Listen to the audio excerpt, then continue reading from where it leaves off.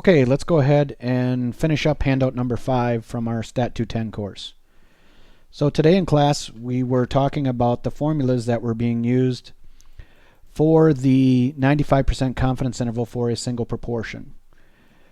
That confidence interval is provided here, and that is called the normal approximation approach to obtaining a 95% confidence interval. I also mentioned briefly that JUMP, when it does its calculations, is using this improved interval, which is called Wilson's score interval. And that formula is, as you can see, a little bit messier. The quantities here are all known here. So pi hat is just the proportion from the sample. N is my sample size. And this Z quantity here is that 1.96 value. Okay. So this is the more complicated version of obtaining a 95% confidence interval, and in fact that's the one that JUMP uses. So what I want to do next here is just show you how to get these intervals in JUMP, and what I need to do inside of JUMP is to just identify my two different categories, and then I actually need the counts. So JUMP is actually going to work with the counts here. So I'm going to go over into JUMP and just create this simple table and then show you how to obtain the 95% confidence interval inside of JUMP. So to get started, I'm just going to need a new spreadsheet. So I'll say new data table. I'm going to have two columns here. This is going to be making AYP, or my two outcomes. And then the count is what I'm going to need in order for JUMP to compute this interval. So making AYP and not making AYP are my two outcomes. So here we can say yes. Oops. Yes, made AYP. I think I had 20 in that group. And then no, did not make AYP would be my other outcome. I think there's 70 in that group. Okay, so again, JUMP needs the actual counts here and just the two categories for those two counts. And then I just select Analyze Distribution. I'm going to put my identifier for the two categories in the Y columns box, as shown here on the screen. The frequency is where the counts go. So another name for counts are just the frequencies. So I need count down there in that box. So let's go ahead and do that. So back over here inside of JUMP, go Analyze Distribution. Making AYP is going to go in the Y columns box, and then my count goes in the freq box. Just kind of my standard output, which is a simple bar graph here. And you can see the percentages, well, the proportions or percentages here. So the 22% there is just 20 divided by 90. That's the pi hat value that we used a bunch in class today. To get the confidence intervals, all I need to do is select from my drop-down menu here, confidence interval. Okay, so I'm using my red drop-down box here. Confidence interval, and then the 95%.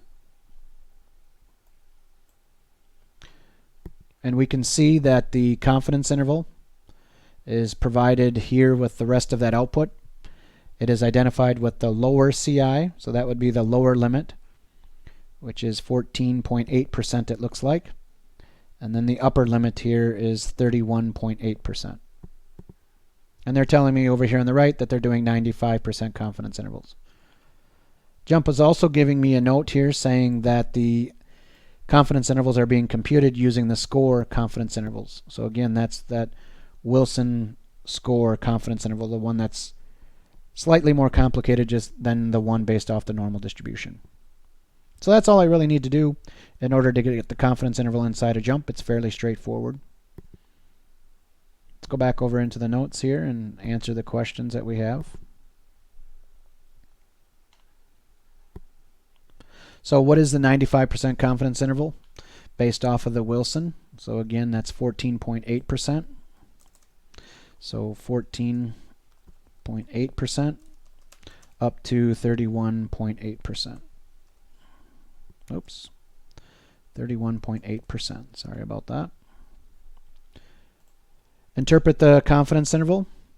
So the interpretation is we are 95% certain that the proportion of schools in the St. Paul School District so we are 95% certain that the proportion of schools in the St. Paul School District that make or meet their AYP goals will be between 14.8% and 31.8%. Okay. I'm going to blow that up so you can see that better. So again, this is just a range of likely values. Okay, so this is just a range of likely values for what I anticipate the percentage to be over repeated sampling. Okay, so question number 6 here is just asking you how does this compare against those that I obtained from either the simulation or the normal theory methods. So if we go back up here, I think I had those listed somewhere up here.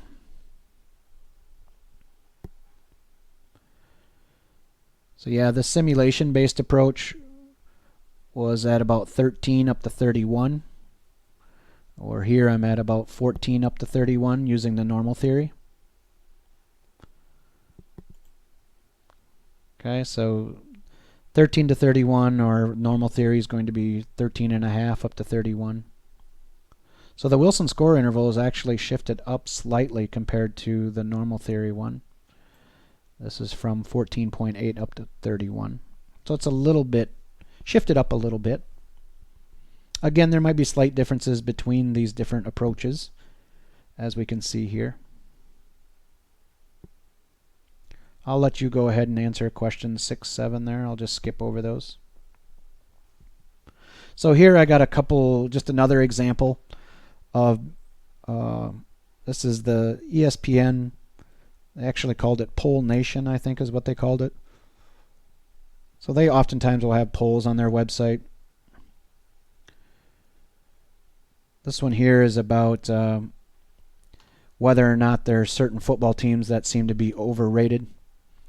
The SEC is the Southeast Conference, which is down in the southeast part of the United States. So teams like Alabama and Georgia and the Florida schools play in the SEC Conference. Texas A&M plays in the SEC Conference. So as we would expect, the question was, are these teams overrated? And the red is for no. And these teams down here where the SEC teams play, they don't believe that they're overrated, but much of the rest of the country does. South Dakota kind of sticks out here. So one reason I like this example is because something different seems to be going on with South Dakota. So let's go ahead and compute the margin of error for, looks like here I'm doing it for Georgia. I got 3 different snapshots here. So for Georgia, 71% of the people that took the ESPN poll said that the SEC was not overrated, and 29% said that they were. Okay. And on the poll itself, or on the map, you can see that Georgia has been selected as red, which just means that a majority of the people in that state, okay, that took the poll selected no. So a majority of the people thought that the SEC was not overrated. All right, so let's go ahead and compute the margin of error for this 71%. Actually, I think I'm going to do this just inside a jump. Might as well do it there. It saves a little bit of work. So my 2 outcomes are going to be yes and no. And then I need the counts. I can't put the percentages in my jump, but I actually need the counts. So what are the counts? Let me just grab a calculator here. So 71% said no. how many people was that actually? So I would just take the 724, excuse me, that's total number of people times 0.71.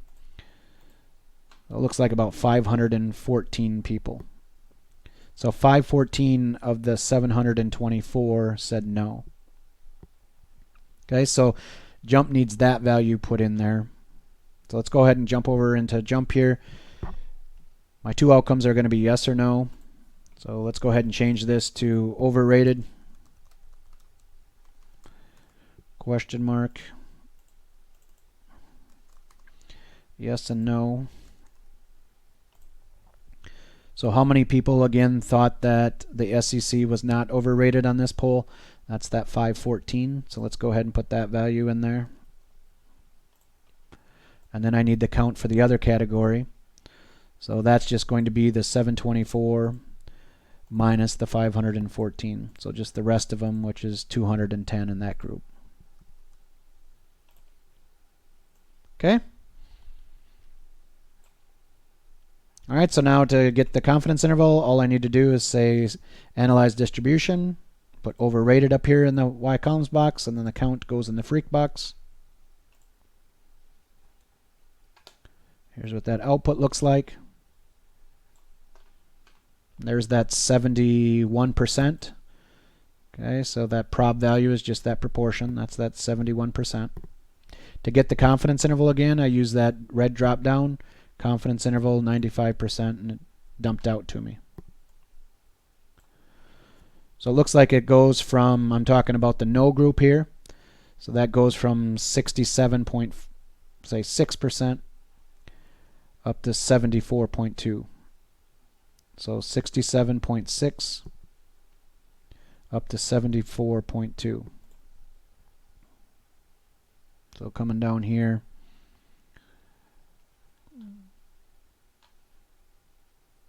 compute the lower and upper using approach 2. I went ahead and used the computer, I guess, which is okay. That'll be close enough, I guess. So you can do it by hand here, or maybe we should just put underneath here. Actually, let me just do this. That'll be easiest. Just go back over here and grab that and put that in there. So just snip it and put that in there. So this here was via jump.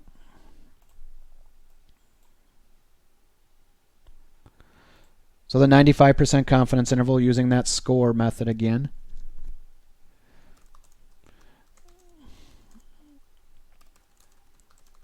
Is 67.2% or 67.6% up to 74.2%. The interpretation here then. Interpretation.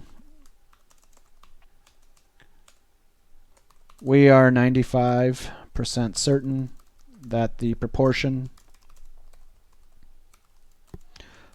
of people in Georgia that believe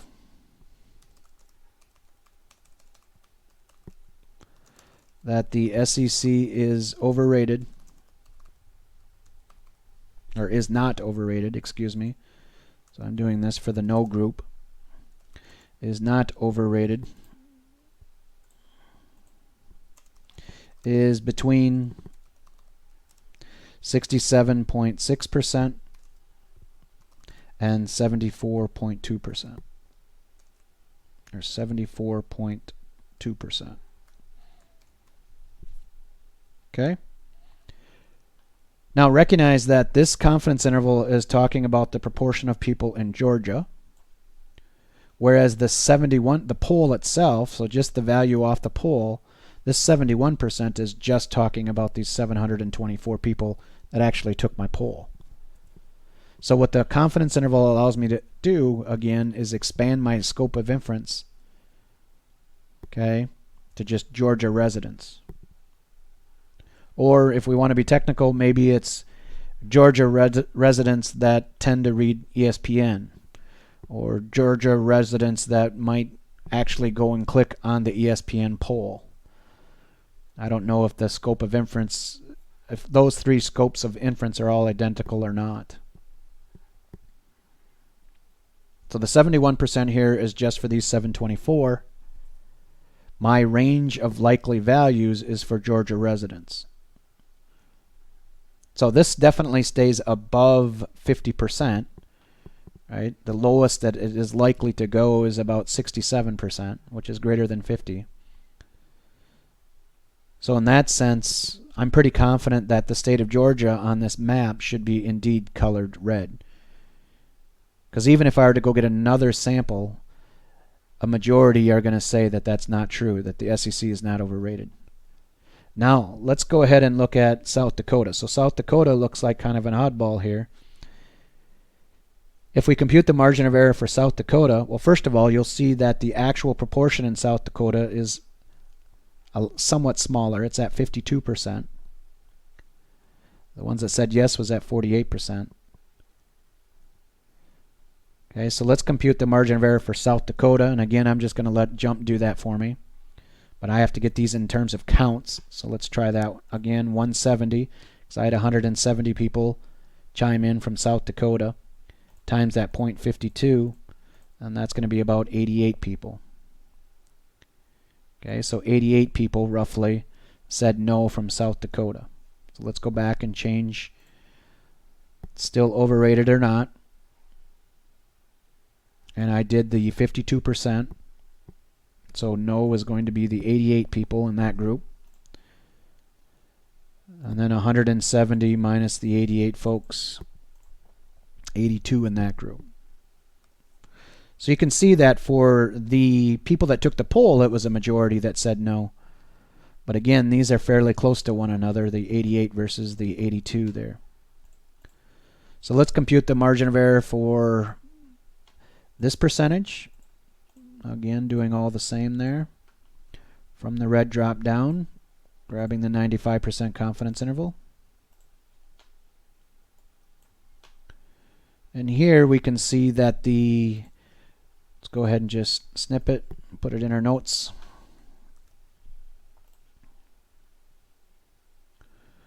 So for South Dakota,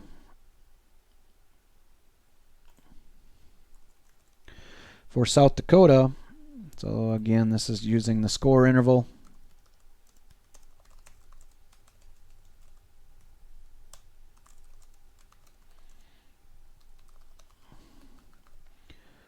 That proportion goes from about 44% up to 59%. So the 95% confidence interval here goes from 44% up to 59%. So the interpretation, I'll leave that up to you, but the interpretation is that we're 95% certain that the proportion of residents in South Dakota that believe that the SEC is overrated is between 44% and 59%. Now, if on this one, it is possible, and it's actually even likely, that the proportion for South Dakota is going to drop below 50%. Okay, so if it drops below 50%, then it should be colored blue. So if the proportion of no drops below 50%, that state should actually be colored blue, not red. And that makes sense with what's going on with the states around South Dakota here. So I guess I'm picking on ESPN here, but that I don't really believe that was too close to call. What were the percentages again? 52 and 48? That's just too close to call for that state. So I'm not convinced that that should be a red state here. And in fact, what they use for gray, the gray color is actually for a tie. But the way that ESPN actually did this, that in order for it to be a tie, it had to be exactly a tie. So Illinois here, okay, so in order for it to be gray, Illinois is gray, and it has to be exactly a tie. So one more no vote or one more yes vote is going to flip this state from red to blue, which seems kind of silly that one vote could swing the whole color of the state like that. So I know I'm picking on ESPN here, but the South Dakota state should be actually gray. It's just really too close to call that. So this map right here that ESPN has made has not taken the margin of error into consideration. This map is being colored based on just the outcomes from the people that voted right here, and not the state or the residents in general in that state.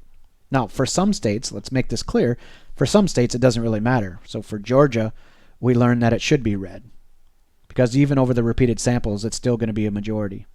However, that's not the case for South Dakota. All right, so if you want some more practice here, you can go ahead and plug and chug on these. You can do those by hand if you want, or using the normal theory approach.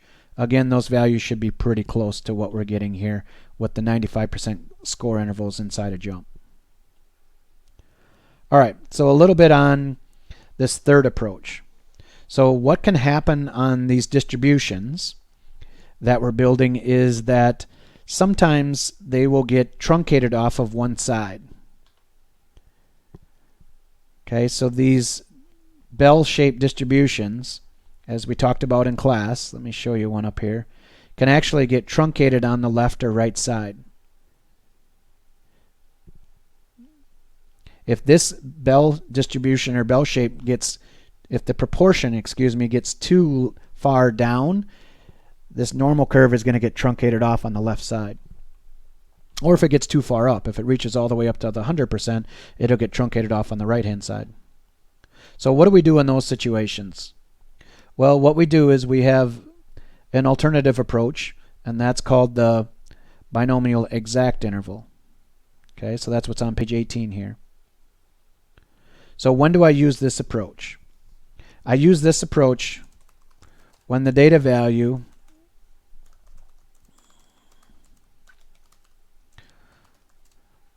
is too close to 0 or the maximum value on the number line. Okay, that's when we're going to run into issues with being truncated either on the left or the right side. So there's a general rule that we use. If n times pi hat is bigger than 5, and if n times 1 minus pi hat is bigger than 5, then the normal approximation is okay. Okay? So again, when these conditions are met, the normal approximation is going to work fairly well. All right, so let's consider an example where it did not work very well. So here I'm going to pick on this information right here. Okay, and this is information from Winona County. Winona County has a total of 332 employees, and only 2 of them are minorities. All right, and there's an article by the Winona Daily News talking about there were too few minorities in public jobs in Winona. So we actually have information from Winona area public schools and also Winona State, but I'm just picking on Winona County here. So if we do the verification that we had up above, I take n times pi hat. Well, let's compute pi hat here, I guess. So let's maybe start with that. I have that value down below here, so bottom of page 19 is where I'm at. So the pi hat is just simply going to be the 2 divided by the 332, or 0.006. If I multiply this quantity by 332, okay, I'm just going to, that's going to cancel out what's on the bottom there, and I'm just going to have 2 there. So this condition is not met. This condition here is not met for the Winona County data. And you can see from the simulated reference distribution here that it is kind of lopped off on that left side. Okay, so that normal distribution isn't going to work very well at all on that bottom side. All right, so how do we go about getting a binomial exact confidence interval? So here I have the simulated distribution using a value of 0.006. So this is that p hat value. All right. So let me go out to the app quickly and just create that for us. So the count value doesn't matter here. The sample size was 335. I think that's correct. 335 was this, or 332, I'm sorry. The count value is 332 there. So let's fix that, 332. And what I start with here under the null hypothesis is just that 0.006 value. That's the pi hat value. Generate a bunch of these. Let's change this to counts. And again, you can see that that left side is being truncated, so the normal approximation here is not going to work very well. The 95% Wilson score interval is not going to work very well neither, because that's also based on that normal approximation. So what I want to do, or what a confidence interval does again, is gives me a likely range of values for my parameter here. Okay, a likely range of values for my parameter. So let me just open up Excel quickly and just kind of keep track of some things as I'm going through this.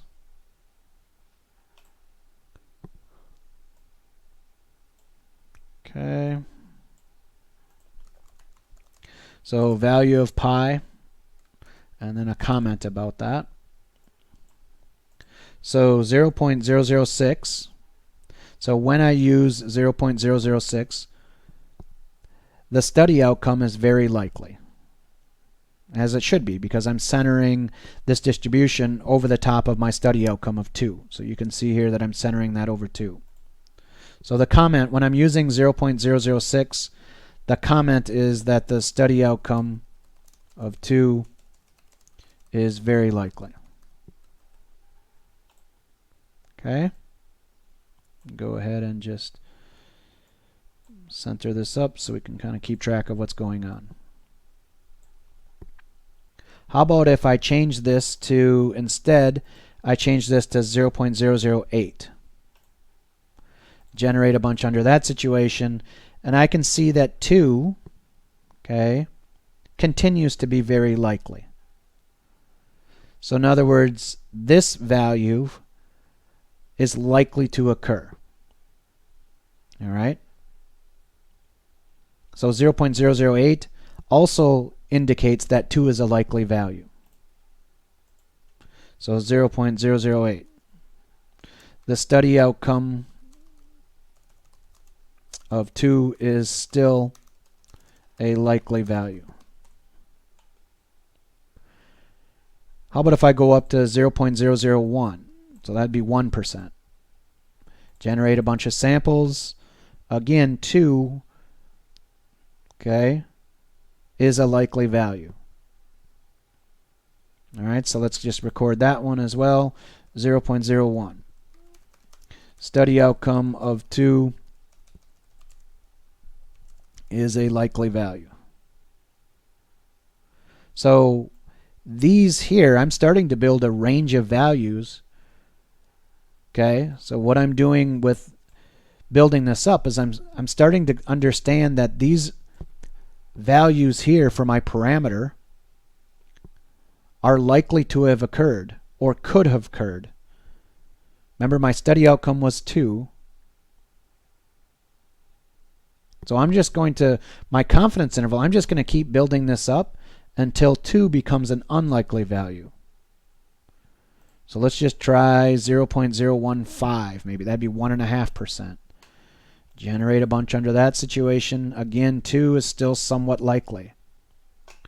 So just keeping track of these. 0.015.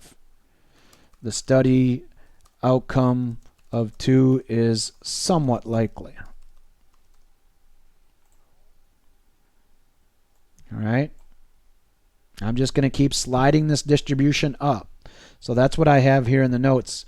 What we do with the binomial exact interval is we just keep sliding this distribution up until 2 becomes an unlikely value. All right?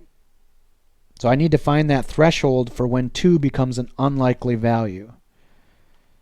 So using 0.01, again, this is setting up the parameter. That's what I'm doing here with that Excel sheet.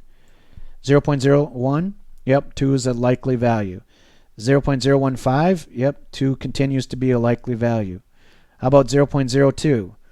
Ooh, I'm starting to get close there on the edge. So let's maybe go and try that one on the app there. So 0.02 looks like we're pretty close to where we need to be. 0.02, just generate a bunch of those. I want the left side here. 2.0. All right, 2 gives me 0.036. Again, I'm going to truncate this off down here. So that's a little bit too, what I've done here is I've shifted the distribution up just a little bit too much. Because now 2 is an unlikely value in this distribution. So let's look at that. So down here at 0.02, the study outcome is unlikely. And you can play around with this. This is what the binomial exact interval actually does. I just need to keep tweaking this value until I find the threshold for when 2 is an outlier. So I think 0.09 is going to get me pretty close here. At least that's what I have in the notes there. So using 2 as my cutoff, yeah, that's going to be really close there. So 0.019 is kind of the end of my likely values. So down here at 0.019, the study outcome is close to being an outlier. Or the study outcome is just over, maybe I should say it that way, just over being an outlier.